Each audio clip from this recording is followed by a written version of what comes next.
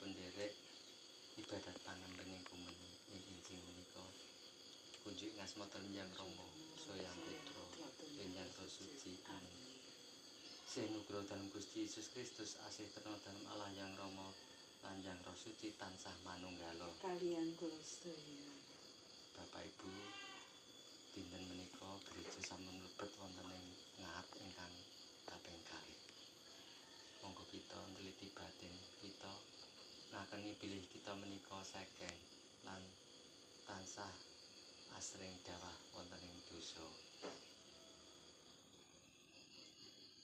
Monggo kita ngakeni lan ngaturaken ketuwing manah wonten ing ngarsa dalem Gusti.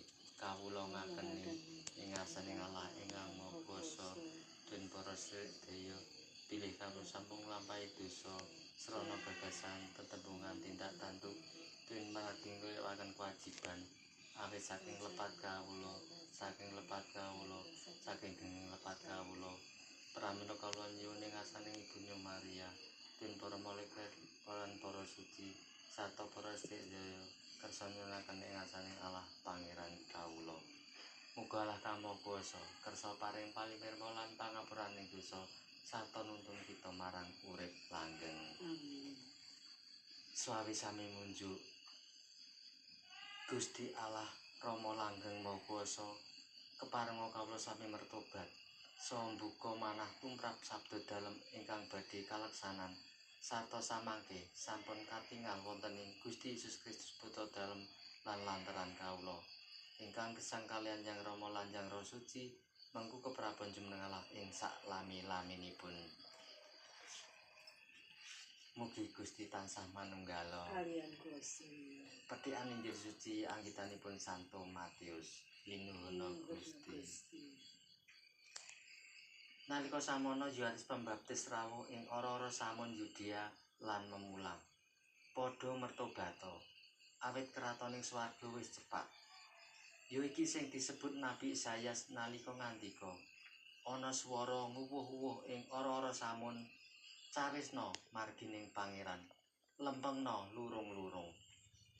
Dene Yohanes mau panganggone wulu unta lan sabuke lulang. Daharane walang lan madu. Wong sak Yerusalem Yudea lan kiwa tengene Bengawan Yordan padha sowan lan yen ngakokake dosane nuli dibaptis ing bengawan.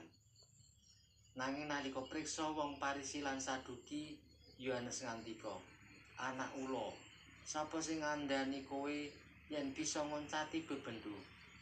Ngetokno woh pamartobat lan aja kegedhen rumangsa. Aku iki putra Abraham.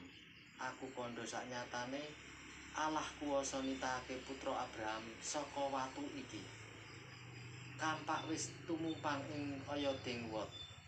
Uwit sing ora ngetokake woh becik bakal ditegor lan dicemplungake ing geni. Anggonku baptis mawa banyu supaya kowe mertobata. Nanging kang rawuhe sakwise aku bakal luwih kuwasa. Malah aku ora pantes nguculi trumpahe.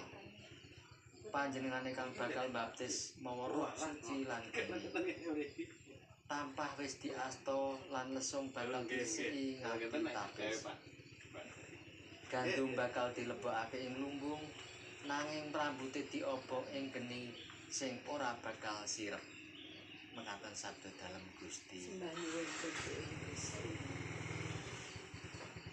Monggo kita nunggilaken sedaya sembahyang lan panjenengan kita kanthi sembahyang peparing dalem Gusti Yesus Kristus kanthi sembahyang Rama kawula sesarengan. Rama kawula ing swarga, asma dalem kalihurna, kraton dalem Rawa, karsa dalem kalampahana, wonten ing donya kados ing swarga. Kawula nyuwun rejeki kanthi sakmenika, sakathahing lepat nyuwun pangapunten kados dene anggen kawula pinapunten ingkang sesami. Kawula nyuwun dipun saking pangkudu, solinuwana saking piawan. Amin.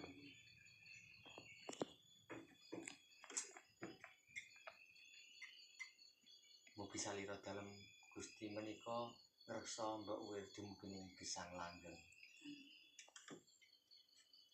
Salira dalem Gusti. Amin.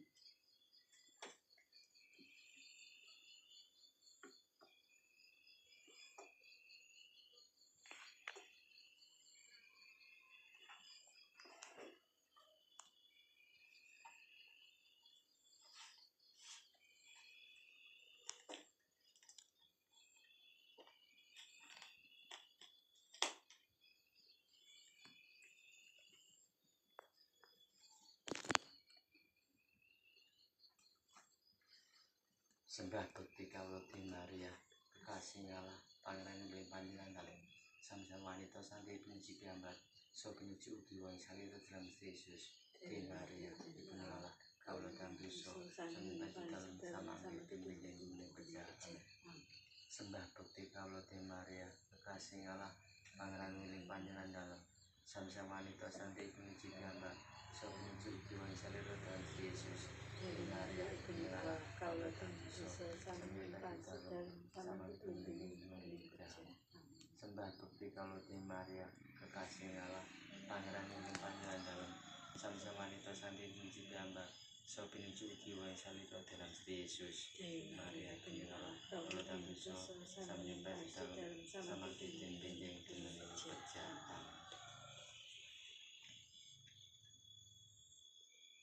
Swawi sami munjuk Gusti Allah ramaning umat manungsa gesang kawula wonten ing ngaso dalem.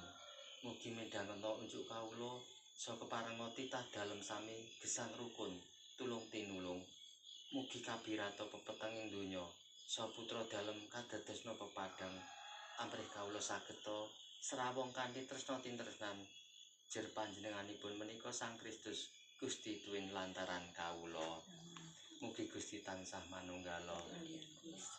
Mugi kita sedaya gesang kita lan sedaya pakaryan kita tansah sinangkung dening berkah alangkah mawa kuwasa kunjing asma Hyang Rama Hyang Putra lan Hyang Roh Suci.